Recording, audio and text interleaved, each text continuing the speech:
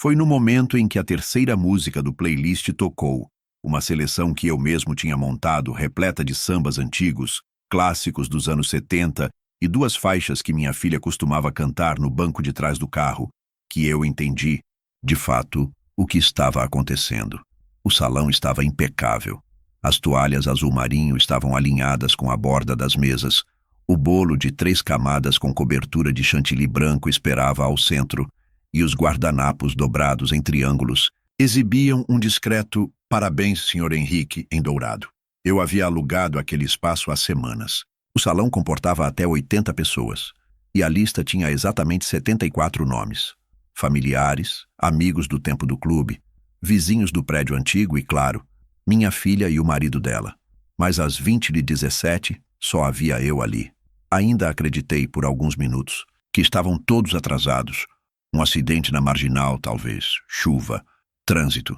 A desculpa habitual da cidade grande. Pior que a espera era o otimismo.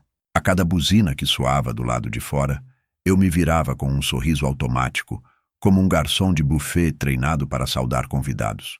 Mas não havia ninguém, nem barulho de risos no corredor, nem salto ecoando no porcelanato, nem o cheiro de perfume conhecido. Apenas o som da refrigeração das geladeiras da cozinha ao fundo e da minha própria respiração. Às 20h42, meu celular vibrou. Era uma notificação de grupo. Família, uma mensagem da minha filha. Só 2 linhas. Pai, não. Espera por nós. Todo mundo foi para a comemoração da minha promoção. Avisa o pessoal, tá? Beijo. Ela não disse desculpa. Não disse feliz aniversário. Não disse nada que doesse menos. Apenas jogou aquilo como quem recusa uma ligação. Antes que eu tivesse tempo de reagir, o telefone tocou. Era o número do meu genro. Atendi no segundo toque porque ainda acreditava, ou fingia acreditar, que talvez ele tivesse uma explicação. Ô, sogrão, tranquilo? Só para avisar, coloquei aquele jantar no seu cartão, tá? R$ 4.500 mesmo. Espero que não se importe. Aqui tá lindo, viu? A ligação caiu com um bip suave. Eu nem disse claro, nem ok, nem vai a merda. Apenas disse, anotado. Voltei para a mesa do bolo. A vela de 68 anos ainda estava intacta. Acendi sozinho. O fogo tremia de um lado, como se até ele hesitasse em ficar. Fiz um pedido. E não foi sobre saúde, nem paz, nem perdão. Foi sobre lucidez. Que eu não me esquecesse do que senti naquele instante. Que aquela solidão não fosse só uma ferida, mas um registro. Uma prova. Um aviso. Apaguei a vela sozinho. O salão inteiro ficou um pouco mais escuro. Pedi para o garçom cortar o bolo e montar apenas uma fatia. Ele hesitou, claramente desconfortável, mas fez. Sentou comigo, inclusive, porque teve pena. Ele me perguntou se era aniversário de casamento. Eu só ri, com gosto amargo, e disse, é só aniversário mesmo. Mas parece que é funeral. A primeira garfada do bolo era doce, mas desceu como concreto. O refrigerante estava gelado, mas nenhum brinde aconteceu. Não havia coro de parabéns, nem palmas, nem discursos, nem presente. A única coisa que chegou naquela noite foi uma notificação do banco, confirmando o gasto do meu cartão Natal. Festa de comemoração. Às 20h, os funcionários começaram a recolher parte da decoração. Os balões esvaziavam lentamente como se até eles desistissem. O garçom me ofereceu para levar o que sobrou. Eu recusei. Deixei o bolo inteiro ali, sobre a mesa, como prova material do que foi desperdiçado. Caminhei até a mesa onde estavam os porta-guardanapos personalizados. Peguei um, guardei no bolso. Não como lembrança, mas como evidência. Eu sabia que a dor que eu sentia precisava ser mantida viva por mais algumas horas. À meia-noite, cheguei em casa. As luzes estavam apagadas. Nenhuma mensagem nova. Nenhuma ligação perdida. Nenhuma tentativa de contato. Eu ainda era, oficialmente, o aniversariante do dia. Só não era, aparentemente, o suficiente para ser lembrado. Fiquei sentado na sala, com a jaqueta no colo e o celular sobre a mesa. Abri a galeria de fotos. Todas as imagens que eu tinha com minha filha envolviam sorrisos, abraços, formaturas, viagens. A última era do casamento dela. Eu, de terno, emocionado, entregando a filha ao altar. E agora, Ela havia me abandonado com a mesma naturalidade com que se entrega um presente. Às 3h34 da manhã, levantei. Fui até a estante. Peguei a pasta cinza onde guardava documentos e recibos antigos. Abri o notebook. Comecei a organizar alguns arquivos, imagens, PDFs, comprovantes. Recuperei um vídeo que gravei meses atrás, sem saber por que tinha feito. Agora sabia. Às 3h57, enviei o link no grupo da família. Só escrevi: assistam isso antes do nascer do sol. Fechei o notebook. Olhei para o porta-guardanapo sobre a mesa. Ainda estava lá, amassado. Não toquei mais nele. Apenas apaguei as luzes. E dormi. Mas dessa vez, não dormi como um velho traído. Dormi como alguém que havia começado, enfim, o seu verdadeiro aniversário. O amanhecer chegou antes que o sono. A luz do celular piscava num canto da sala como uma lembrança insistente de que algo ainda não havia sido digerido. O link que enviei no grupo, aquele simples "assistam isso antes do nascer do sol", ainda não tinha respostas. Nenhum coração, nenhum emoji, nenhuma mensagem de "você tá bem", nenhuma reação. O silêncio era a confirmação final de que eles sabiam exatamente o que tinham feito. E não achavam que deviam nada. Abri a janela às 6h11. O céu de São Paulo amanhecia com o mesmo cinza indeciso de qualquer terça-feira comum. Mas para mim não era comum. Era o dia seguinte. E o depois de um silêncio sempre fala mais alto que o próprio silêncio. Voltei para o sofá com o café ainda quente na mão. Quando sentei, vi que o grupo da família tinha finalmente movimentação. A primeira a responder foi uma sobrinha, de forma quase automática. "Tio, que vídeo é esse? Sem tempo para floreios. Sem nem dar bom dia." A segunda foi uma irmã, da minha falecida esposa, mais direta. "Vi agora. Henrique, você tá certo. Isso foi uma covardia. Mas o que eu queria mesmo era o silêncio deles. Dos dois. Da minha filha e do meu genro. Aquela ausência que fala alto, aquele tempo que demora para responder porque estão tentando costurar uma desculpa. Mas não era mais tempo de desculpas. Era tempo de registros. Às 7h34, meu genro quebrou o gelo. "Henrique, vamos conversar?" Não disse sogro, não disse desculpa, não disse bom dia. Apenas essa frase seca, burocrática, quase como quem agenda reunião de condomínio. Ignorei. Às 8h11, foi a vez da minha filha. Mas não foi por mensagem privada. Ela respondeu no grupo mesmo, como se quisesse provar alguma coisa para os outros. "Pai, ninguém te abandonou. Foi só um mal-entendido. A promoção foi uma oportunidade única. Achei que você entenderia. E sobre o cartão, o Gustavo explicou, né? Era emergencial. A gente ia te avisar. Era isso. Mal-entendido. Como se uma ausência planejada fosse acidente. Como se usar meu cartão como plano B de um jantar luxuoso fosse gesto corriqueiro. Como se o que eu sentira ao apagar as velas sozinho pudesse ser resumido a uma falha de comunicação. Eu reli a mensagem dela 7 vezes. Em cada uma, o vazio aumentava. A cada vírgula, a ausência se tornava mais nítida. Levantei da poltrona e fui até o escritório. Abri a segunda gaveta da escrivaninha. Lá dentro estavam os extratos antigos, os contratos do plano de saúde, que eu pagava para os dois, o financiamento do carro que levei no nome, para que o genro pudesse comprar com juros menores, a conta da faculdade do neto. Tudo organizado em pastas marcadas com etiquetas. Eu sempre fui assim, metódico, organizado, confiável. Exatamente por isso, eles nunca imaginaram que eu fosse reagir. Mas aquela frase, "não espere por nós", tinha feito algo dentro de mim quebrar. Não como quem quebra um copo, mas como quem quebra um pacto. Porque, no fundo, todo pai faz um acordo silencioso com os filhos. Um contrato invisível.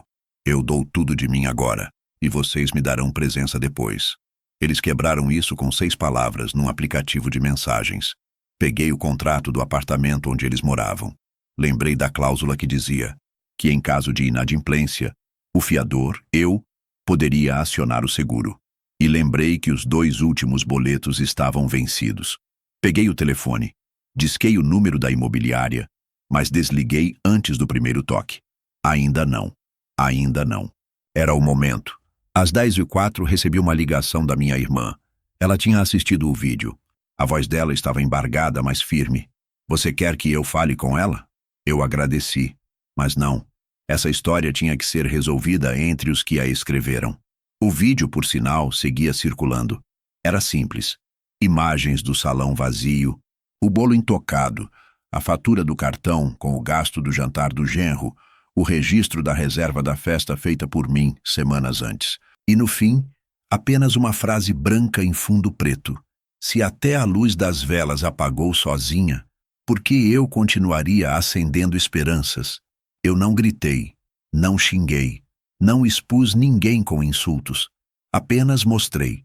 Apenas deixei que a imagem falasse o que eu nunca mais iria repetir em voz alta. Às 13h21, uma nova mensagem da minha filha.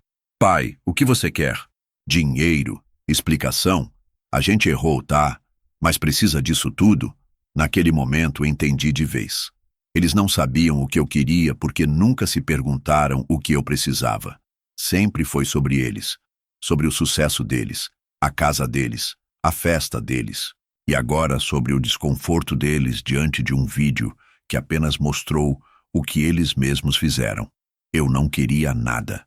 Nem desculpa, nem dinheiro, nem justificativa. O que eu queria, e isso só percebi naquele instante, era respeito. Respeito por mim como homem, como pai, como presença constante em todas as fases da vida deles. Respeito por não me tratarem como um caixa eletrônico com batimentos cardíacos.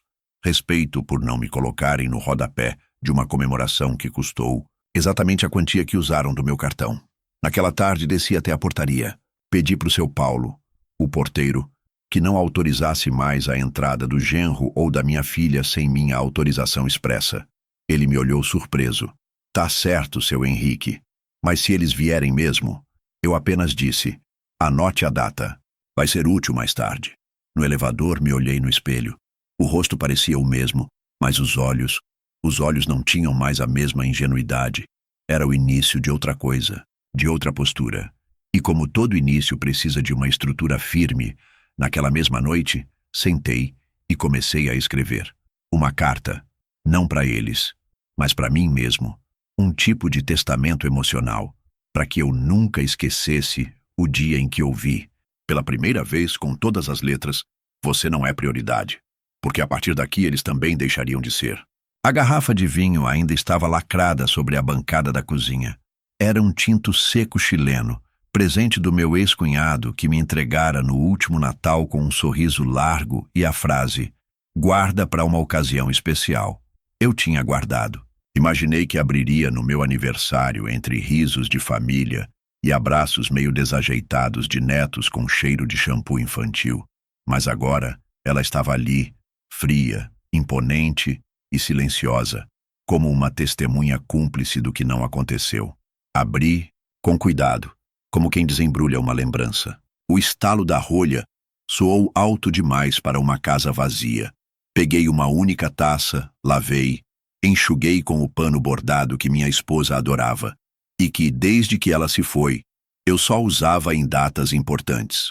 Se é que ainda existia alguma que merecesse esse título, sentei à mesa da sala com a taça cheia e o celular ao lado. A notificação do grupo da família ainda piscava, mas não toquei. Era como uma lâmina embutida. Bastava deslizar o dedo para sangrar de novo. Preferi o silêncio. Ele ao menos não mentia. Dei o primeiro gole. O vinho era seco, encorpado, com notas que eu não saberia nomear, mas que queimavam com precisão. Era o tipo de bebida que exige que se pare e escute. E eu escutei. Escutei o som do relógio marcando 22h07. Escutei o eco dos passos que não vieram, dos brindes que não aconteceram. Escutei a ausência como se fosse música de fundo. Era isso que minha vida havia virado? Um silêncio com trilha sonora? Terminei a taça devagar, como quem estuda cada gole, cada sensação. E enquanto isso, repassei mentalmente tudo que eu havia feito por eles. Os empréstimos que nunca voltaram. As consultas médicas que eu paguei sem que eles soubessem. A fiança do carro do genro, que era só para facilitar a aprovação. Os 2 meses de creche que paguei porque as coisas estavam apertadas e que viraram um débito fixo, nunca discutido. Eu tinha virado um tipo de fundação financeira informal da família. E, ainda assim, sequer fui digno de um parabéns. Peguei a segunda taça. Não para brindar, para selar. Cada gole era uma assinatura invisível na decisão que já havia começado a nascer em mim. Eu não falaria nada, não chamaria ninguém para conversar, não escreveria textões, não pediria respeito, porque quem merece não precisa pedir. Eu apenas começaria a agir. Meu silêncio seria minha estratégia, minha ausência, minha resposta. Foi nesse momento que olhei para o lado e vi o porta-retrato antigo na estante. A foto de um Natal de muitos anos atrás, minha filha ainda pequena no meu colo, com um laço vermelho na cabeça e um sorriso banguela. Aquela imagem me atravessou com mais força do que qualquer frase que ela pudesse ter escrito, porque ali, naquele retrato desbotado, ainda existia uma promessa, a de que um dia ela olharia para mim como alguém indispensável. Mas o tempo é mestre em quebrar promessas sem fazer barulho. Peguei a moldura, tirei a foto de dentro e guardei na gaveta da cômoda do quarto. Não rasguei, não queimei, apenas tirei do altar, porque algumas memórias precisam sair do campo da devoção para entrarem no campo da realidade. Às 23h34, toquei em algo que não encostava há muito tempo, a pasta vermelha. Aquela onde, anos atrás, minha esposa deixara instruções sobre o que fazer caso algo acontecesse com ela. Eu havia preenchido com documentos importantes desde então. Seguros, escritura da casa, extratos de investimentos, declarações de imposto de renda, comprovantes de doações. Mas também registros que viriam a calhar agora.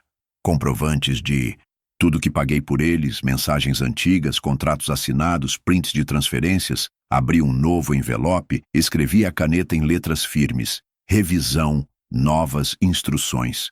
Ali começava a nascer o meu novo testamento. Emocional, financeiro, moral. Não para atacar, mas para proteger. Proteger o pouco que restava de mim, antes que fosse drenado até o fim. Antes de dormir, fui até a varanda. O céu estava limpo, pela primeira vez em semanas. A cidade dormia, indiferente ao que arde dentro dos apartamentos. Mas ali, naquele retângulo iluminado do 8º andar, um velho tomava o segundo gole da própria renúncia.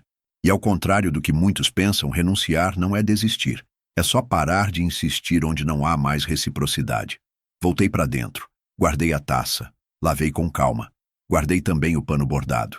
E antes de apagar a luz, olhei para o espelho da sala e falei, quase sem som. A última vez que brindei sozinho. A próxima será por mim e só por mim. Naquela noite, dormi com a pasta vermelha ao lado da cama, como quem finalmente entendeu que o amor pode ser incondicional, mas a dignidade não. A pasta vermelha nunca foi apenas uma pasta. Para eles talvez fosse só mais um volume entre livros esquecidos e documentos fiscais, mas para mim era um cofre de papel. E não havia cadeado mais forte do que a minha memória.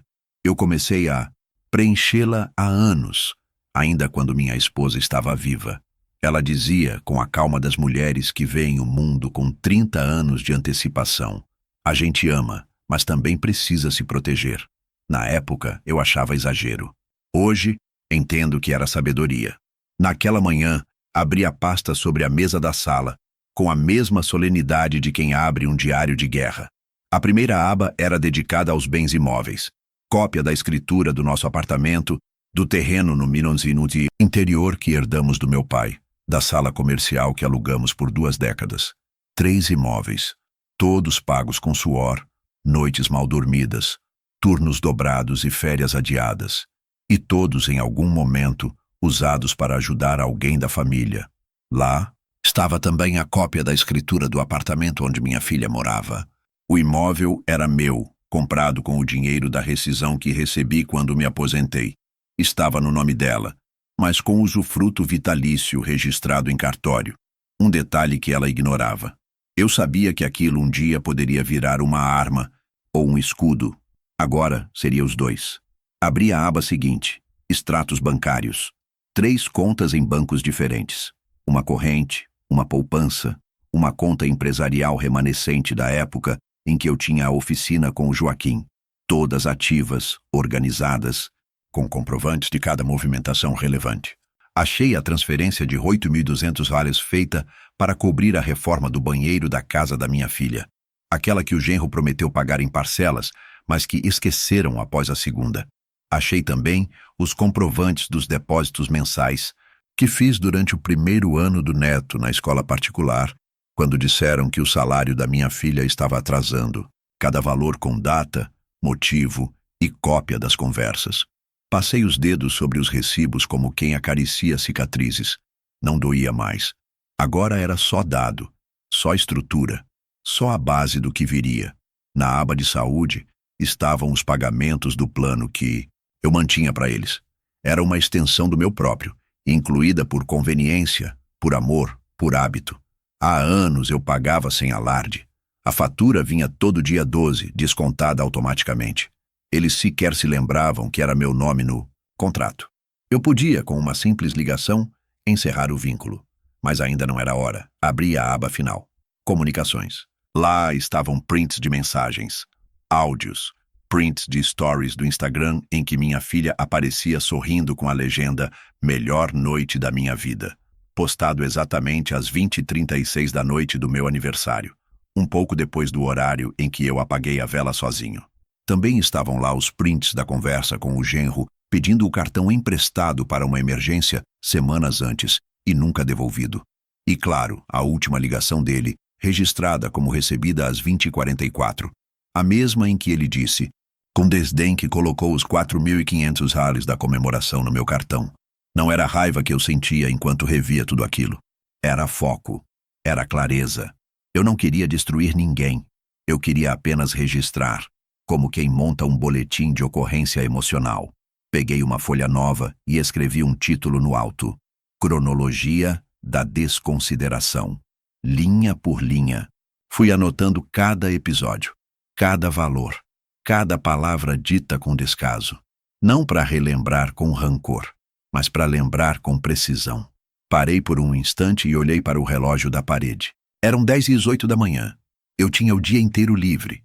Ninguém me procuraria. Afinal, depois do vídeo que enviei, tinham optado pelo silêncio.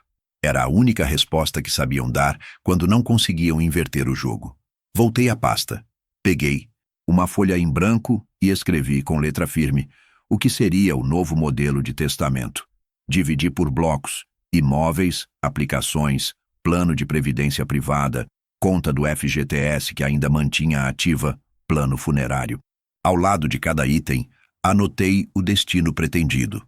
A maioria para instituições que eu admirava. 2 para projetos sociais que minha esposa ajudava. Uma porcentagem menor para uma antiga amiga de juventude que cuidou de mim quando estive internado, por quase um mês após a cirurgia no joelho. Ao lado do nome da minha filha e do genro, apenas uma frase: ação encerrada por falta de reciprocidade.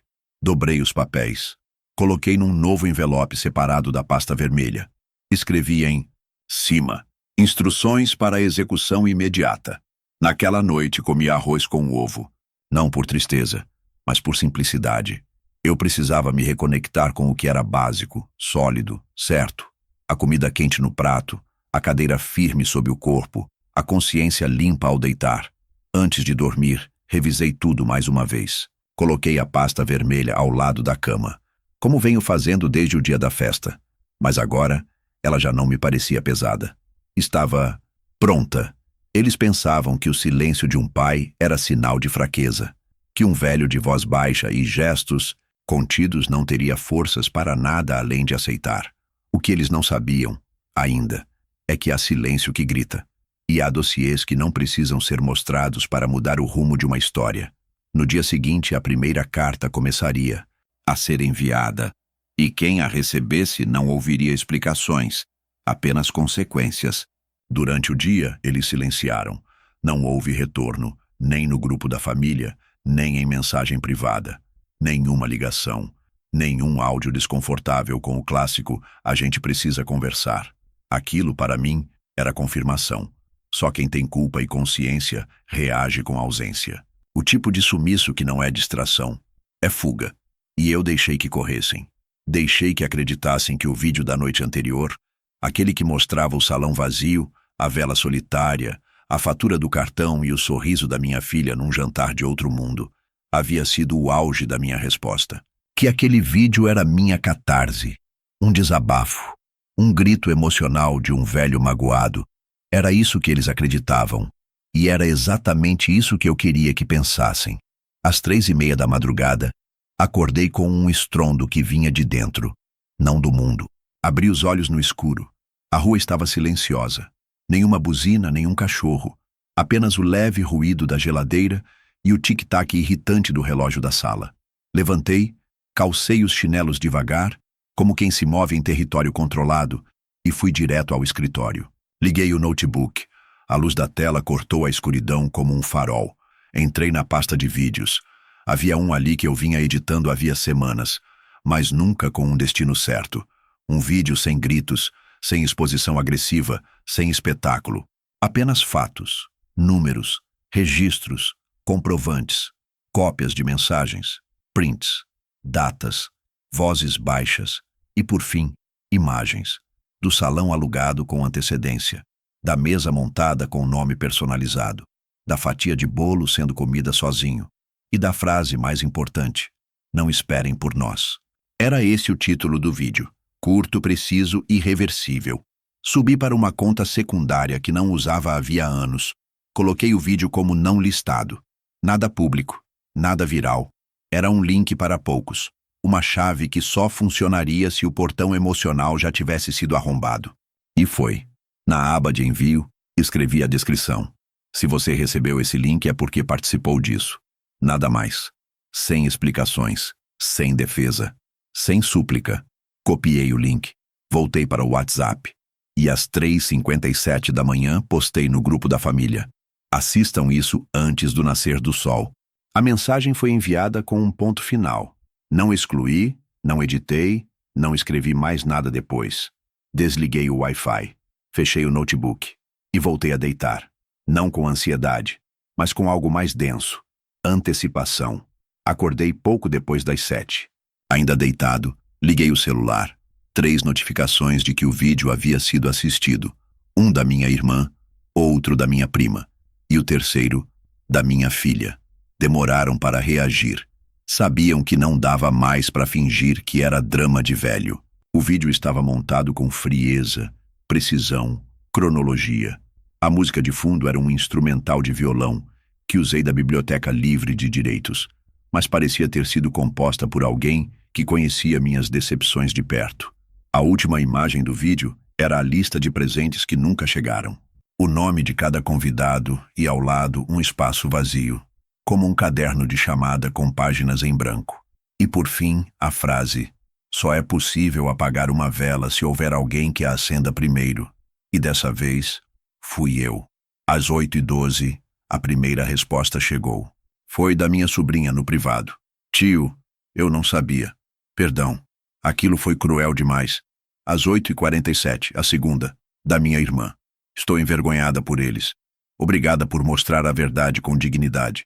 Mas a que eu esperei veio só depois das 9. Minha filha. No grupo. Sem vergonha. Sem filtro. Sem senso. Pai, você tá se expondo. Você acha isso bonito? Mostrar tudo assim? Vai resolver o quê? Naquele momento, entendi o abismo que existia entre nós. Ela não havia se chocado com o que fez. Apenas com o fato de eu ter mostrado. Não era culpa. Era incômodo com a consequência. Com o constrangimento. Mas eu não respondi. E não responder seria, a partir dali, meu método. Minha assinatura. O silêncio, que antes me feria, agora era escudo. Escudo contra a chantagem emocional, contra a manipulação afetuosa, contra a culpa que não era minha. Cada vez que eles escreviam, vamos conversar, você tá magoado, não precisa disso tudo, eu marcava mentalmente mais um item no meu inventário de distâncias, porque o vídeo não era para punir, era para registrar, para não haver mais dúvida. Não havia sido um mal-entendido, nem um acaso. Foi escolha. Escolha de rir em outro salão, brindar com meu cartão, esquecer meu nome no dia em que ele deveria ser celebrado. A pasta vermelha voltou para a gaveta, mas agora ela estava acompanhada de um novo envelope, Impressões das visualizações do vídeo, print das reações, respostas, desculpas mal formuladas. Era o que eu chamaria de parte 2. E a parte 3? Bom, essa seria acionada dentro de algumas horas, no momento certo. E o próximo movimento não viria com um link, viria com uma assinatura. Era curioso observar o efeito do vídeo. Não tanto pelo que ele mostrava, mas pelo que ele desenterrava em cada pessoa que o assistia. Ele não tinha trilha dramática, nem narração em tom solene, nem manipulação emocional. Só imagens. Câmera parada, o salão vazio, a mesa de bolo intacta, o painel com meu nome ao fundo. Um jantar que nunca aconteceu. Um bolo que nunca foi cortado. Uma vela que se apagou sozinha. E depois os dados. O extrato da fatura com os 4.500 aros gastos pelo genro. A mensagem da filha. Não espera por nós. Um compilado seco de provas. Mas quem olhasse com atenção veria que aquilo não era apenas uma denúncia. Era um espelho. E espelhos, quando colocados diante de quem se acha intocável, viram instrumentos de ruptura. A primeira onda de reação pública veio devagar, como quem pisa em um ambiente onde não sabe se pode falar alto. Tias que não se pronunciavam há anos, primos distantes, amigos da juventude que ainda estavam no grupo da família. Ninguém acusava abertamente, mas as palavras estavam entre as linhas. Que tristeza ver isso, Henrique. Força. Certas coisas machucam mais vindo de onde menos se espera. Você merece mais. Mas o que mais chamou a atenção não foi o que disseram para mim. Foi o que não disseram para eles. Minha filha, que sempre teve o hábito de responder tudo com longas justificativas e emojis, subitamente ficou muda. Tentou rebater, claro. Escreveu no grupo: "Vocês estão vendo só um lado. Não é assim que as coisas são." Mas ninguém respondeu. Ninguém defendeu. Nem os que sempre puxavam o coro do "ele exagera", "é coisa da idade", é só um mal-entendido. O silêncio dessa vez estava do meu lado. O genro sumiu. Não escreveu. Não ligou. Nem ao menos visualizou. Como se estivesse esperando que o vídeo morresse sozinho. Mas o que ele não sabia é que aquele vídeo não... Era um grito, era um espelho, e espelhos têm memória. E refletem. E machucam.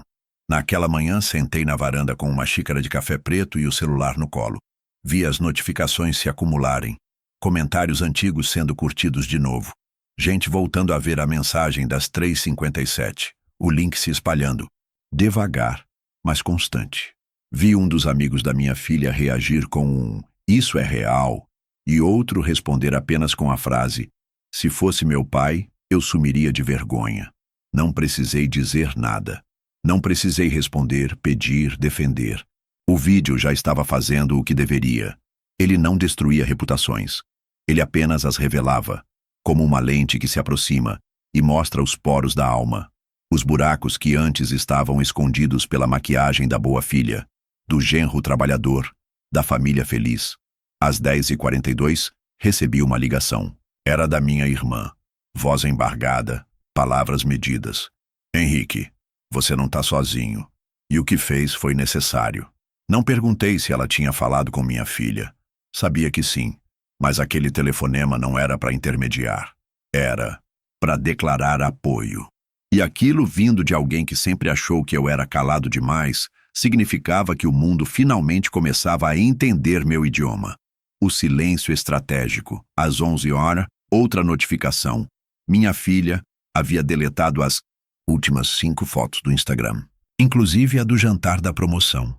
A legenda "melhor noite da minha vida" sumira como se nunca tivesse existido, mas o print estava guardado, no vídeo, na pasta, no arquivo e dentro de mim.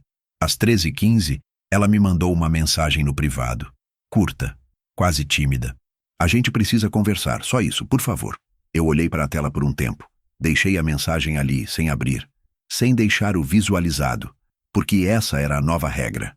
Quem me deixou no vácuo no dia mais importante, agora aprenderia o gosto do vácuo de volta. Não por vingança, por equilíbrio. Às 15h03, uma nova tentativa. Agora mais emocional. "Eu sei que você está magoado. Eu também estaria. Mas o que você fez? Expor a gente assim. Você virou as costas para mim." Eu respirei fundo. Senti o sangue pulsar nas têmporas. E pensei, Quem virou as costas primeiro? Quem me deixou com 80 cadeiras vazias? Quem brindou com meu dinheiro enquanto eu comia bolo sozinho? Quem postou sorrisos enquanto apagava a minha existência? Voltei para o grupo. Vi que minha sobrinha tinha escrito uma frase que me cortou, mas também me ergueu.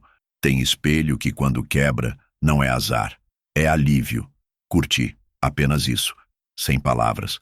À noite, sentei no sofá, com o mesmo copo da noite anterior. Olhei pela janela. O céu estava limpo, estrelado, como poucas vezes se vê em São Paulo. E pensei que talvez aquela fosse a primeira vez em muito tempo em que eu me sentia visto. Não como o pai que paga, o avô que empresta, o idoso que cede, mas como homem, como alguém que tem limites. A pasta vermelha estava fechada sobre a mesa, mas ao lado dela, agora havia outra, azul marinho. Dentro, os prints das mensagens após o vídeo, as reações, as tentativas de inverter a culpa, tudo guardado, porque o que começou como registro de abandono, agora se tornava um protocolo de autonomia. Eles ainda não sabiam, mas o vídeo não era a última palavra, era só a primeira revelação. No dia seguinte, o celular começou a vibrar ainda antes das 7. Primeiro, o número dela. Depois, o do genro. Em seguida, números desconhecidos. Provavelmente amigos em comum, gente que antes não lembrava nem meu nome completo. Agora, enviados como ponte, escudo, distração, o tipo de contato que não vem com preocupação, mas com estratégia. Eu não atendi nenhum. Apenas deixei tocar 1, 2, 3 vezes, até o próprio som da campainha digital se tornar ruído branco. Era como se cada chamada confirmasse que eles haviam assistido o vídeo. Não apenas assistido, sentido. E agora, sentiam também o efeito colateral de quem nunca imaginou que o velho calado saberia apertar o botão certo. O número de chamadas chegou a 12 antes das 9 da manhã. Uma delas deixou mensagem de voz. Eu ouvi com o volume baixo, entre um gole de café e o som da chaleira esquentando outra água. A voz era da minha filha, baixa, hesitante, mas ainda com aquele tom controlado de quem quer ser vítima e autora. Ao mesmo tempo, pai, por favor, atende. A gente precisa resolver isso antes que saia do controle. Tá tudo muito exposto. Tem gente mandando mensagem, comentando coisas. Eu só queria comemorar uma conquista. Não sabia que ia virar isso. Aquilo ficou tocando em looping na minha mente, antes que saia do controle. Como se o que tivesse acontecido fosse um surto, um acidente, um erro técnico. Como se o que doeu não tivesse sido a ausência, mas a repercussão. Como se o problema fosse a luz que expôs, e não a sombra que esconderam. Eu não respondi. Nem por texto, nem por áudio, nem por pensamento. A ausência de resposta se tornou meu novo idioma. Às 10 horas, foi o irmão dela, quase 2 anos sem falar, comigo, desde que pedi que ele assinasse a partilha de um terreno no interior que ele queria tomar à força. Agora, reaparecia como mediador. A mensagem dele foi simples. Sei que tá tudo de cabeça quente. Quer conversar? Só para entender teu lado, meu lado. Esse lado que sempre foi o deles, enquanto eu pagava contas, fazia favores, emprestava nomes, oferecia garantias. Agora era um lado curioso, finalmente merecedor de atenção, mas só porque havia virado espinho, só porque feriu a reputação, nunca por merecimento. Voltei ao notebook. A primeira aba era a do e-mail, a segunda, o gerenciador de vídeos. O link já tinha sido acessado 46 vezes. 7 compartilhamentos. E mais importante, comentários de 2 parentes distantes, pessoas que sempre orbitaram a família com cautela, agora vindo a público dizer o que antes era só cochicho. Você sempre foi o mais digno dessa família, Henrique. Demorou para eles entenderem. Ninguém gosta de ver a verdade, mas ela liberta quem carrega. Não era uma enxurrada de apoio. E nem precisava ser. Bastavam migalhas de reconhecimento para lembrar que eu não estava sozinho. Que meu silêncio, antes interpretado como fraqueza, agora era lido como estratégia. As chamadas continuaram. Às 10h42, uma nova tentativa da minha filha. Pai, eu tô grávida. Você sabia disso, né? Eu ia contar essa semana. Só queria que a gente ficasse em paz de novo. Paz, não é o que se constrói em cima de silêncio forçado e tapas emocionais. Paz não é ausência de briga, é presença de respeito. E eu não me sentia em paz havia anos. Aquela notícia, a gravidez, chegou tarde demais, colocada como trunfo, como freio, como se a existência de um novo ser inocente fosse desculpa para todos os erros anteriores. Mas se a criança era motivo de recomeço, então que esse recomeço não passasse por cima de quem foi tratado como entulho. Eu respirei fundo. Me levantei da mesa. Caminhei até o quarto. Abri a terceira gaveta da cômoda. Lá estava a pasta dos antigos contratos de locação, incluindo a do imóvel onde minha filha morava. Um sobrado simples, mas bem localizado, que eu havia comprado e colocado no nome dela, mas com cláusulas específicas de reversão em caso de cessão, dívida ou ausência. Uma cláusula que nunca precisei tocar, até agora. Peguei o contrato, revisei as assinaturas, as datas, as condições. Havia um detalhe que eles claramente esqueceram. O imóvel ainda constava vinculado ao meu CPF como propriedade usada para abatimento fiscal de doação com reserva de usufruto. Em outras palavras, eu podia retomar o imóvel legalmente sem quebrar nenhuma regra, e naquele momento soube o que faria. Não como retaliação, mas como gesto simbólico, um resgate, um aviso de que a fonte havia entendido sua própria capacidade e que, pela primeira vez, escolheria secar. Voltei à sala. Liguei para o advogado, um senhor tranquilo, metódico, que conhecia cada uma das doações que eu havia feito à família. Doutor Otávio, bom dia. Lembra da cláusula de reversão do sobrado da Ana? Sim, lembro. Acho que chegou a hora de exercê-la. Do outro lado, silêncio. E então, com aquela calma típica de quem já viu muita coisa, ele respondeu. Entendido. Quer que eu prepare os documentos? Para notificação extrajudicial? Quero. Vai querer justificar? Não. Que seja seco. Igual foi a mensagem que ela me mandou. Desliguei a ligação. A notificação seria enviada nos próximos dias. E quando chegasse, não viria com palavras duras. Apenas um lembrete jurídico. O que foi dado pode ser retomado quando o vínculo se rompe. E o vínculo já tinha se rompido fazia tempo. Ela chegou às 16h17, como quem invade um terreno do qual esqueceu que não tem mais a chave. Eu a vi do interfone parada em frente ao portão, vestida com a mesma blusa bege que usava nas fotos do jantar da promoção. O cabelo amarrado com pressa. O rosto sem maquiagem. Ou talvez com maquiagem borrada. Eu demorei a atender. Deixei o interfone tocar 2 vezes antes de pressionar o botão de voz. Pai, sou eu. Por favor. Só quero falar. Não respondi de imediato. Apenas observei pela câmera. Ela não estava com o genro. Sozinha. O que significava 2 coisas. Ou ele se recusou a vir, ou ela mesma preferiu encenar o papel de filha arrependida sozinha, sem plateia. De qualquer forma, eu sabia. Aquela visita não era um pedido de desculpa. Era uma tentativa de controle de danos. Abri o portão, mas não fui até a porta. Deixei que subisse sozinha. A campainha tocou. E só então, lentamente, destranquei a fechadura. Ela entrou como quem entra num velório, olhando para os lados, insegura, tentando captar o clima antes de falar qualquer coisa. Eu estava sentado à mesa da sala, a mesma onde na semana anterior organizei os documentos da pasta vermelha. A pasta agora estava fechada sobre a mesa. Ao lado dela, um envelope pardo, um único copo com água e silêncio. Ela se sentou sem eu convidar. Olhou para a pasta, depois para mim. Não disse oi. Não disse feliz aniversário atrasado. Disse apenas: eu sei que você está magoado. A frase mais covarde do vocabulário emocional. Atribuir a dor à mágoa, como se fosse passageira, como se fosse remediável. Magoa-se por um comentário mal colocado, por um erro pequeno. O que ela havia feito tinha outro nome: abandono. E abandono não se resolve com explicação, se resolve com consequência. Eu não vim brigar, ela continuou. Eu vim conversar. Olhei para ela como quem olha para uma lembrança.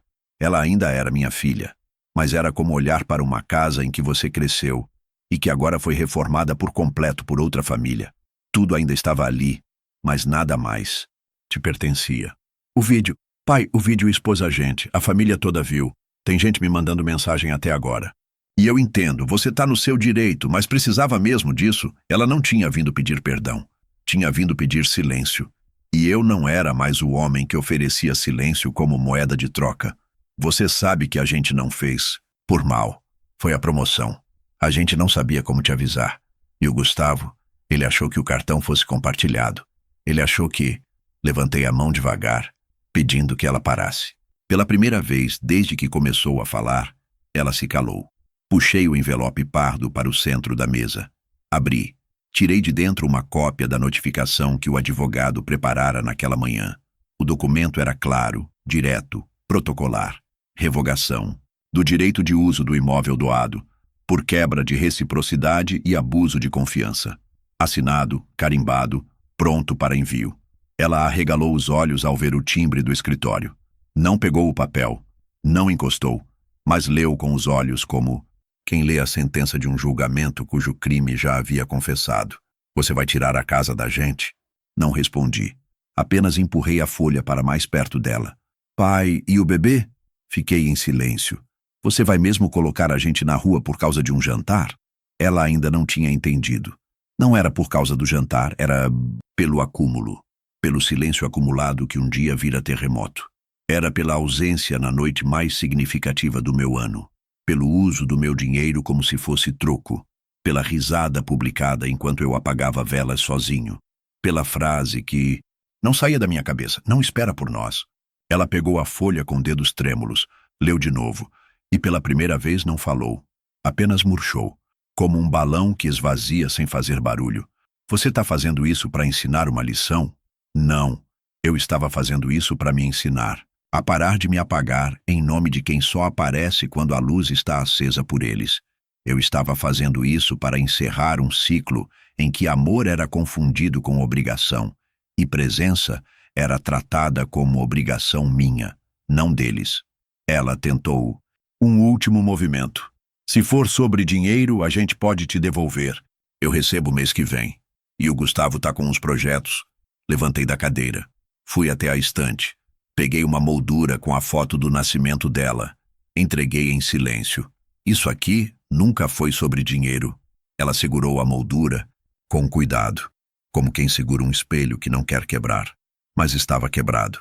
Havia muito tempo. Só faltava ela ver. Antes de sair, disse: a gente vai conversar de novo, né? Não respondi. Ela deixou o envelope sobre a mesa, a moldura no colo, e saiu com passos curtos, pesados. Pela primeira vez, sem dizer tchau. Aquela não.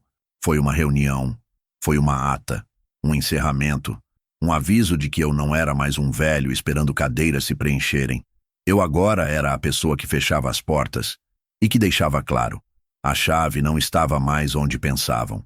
Na manhã seguinte, a pasta vermelha estava leve, não porque havia menos dentro, pelo contrário, agora ela abrigava a cópia da notificação protocolada, os prints das mensagens que vieram após o vídeo e uma folha nova, manuscrita, datada, assinada. Nela, uma lista de acessos que seriam cancelados. Não era uma vingança. Era uma faxina, a manutenção silenciosa de um território emocional que durante décadas teve seus portões escancarados para quem só vinha buscar, nunca devolver. Primeiro corte foi bancário. Entrei no aplicativo do banco e revisei cada cartão adicional que havia emitido ao longo dos anos. Minha filha tinha um, o genro, outro, ambos com limite reduzido, mas sempre disponíveis, em caso de emergência. Emergência, nos últimos tempos, significava jantar em restaurante caro e compra de móveis para o apartamento que precisava ficar mais apresentável. Em menos de 4 minutos, cancelei os 2 cartões. A tela piscou com a confirmação. Cartões adicionais encerrados. Em seguida, liguei para a administradora do plano de saúde. Pedi para retirar 2 dependentes do contrato. O atendente, com voz jovem e polida, perguntou se eu desejava incluir outros nomes no lugar. Respondi que não, que eu queria, pela primeira vez em muito tempo, usar aquilo só para mim. O corte seguinte foi simbólico. Peguei o testamento antigo, aquele que eu havia redigido em 2016, e abri na seção dos beneficiários. Lá estavam os nomes que agora Soavam como erros de digitação. Ana Clara e Gustavo. Distribuição de bens clara. 40% para ela, 20% para ele, 20% para o neto, 20% para doações futuras. A generosidade era compatível com o que eu sentia na época. Mas sentimentos mudam. E a realidade, quando escancara, exige revisão. Rasguei a folha, não com raiva, mas com a calma de quem apaga uma lousa para reescrever com letra firme. Abri o novo modelo. Escrevi o nome da instituição que acolhe idosos abandonados na zona sul da cidade. Uma que minha esposa costumava visitar, levando bolos, remédios e agasalhos. Escrevi também o nome do abrigo de animais onde adotei nosso último cachorro.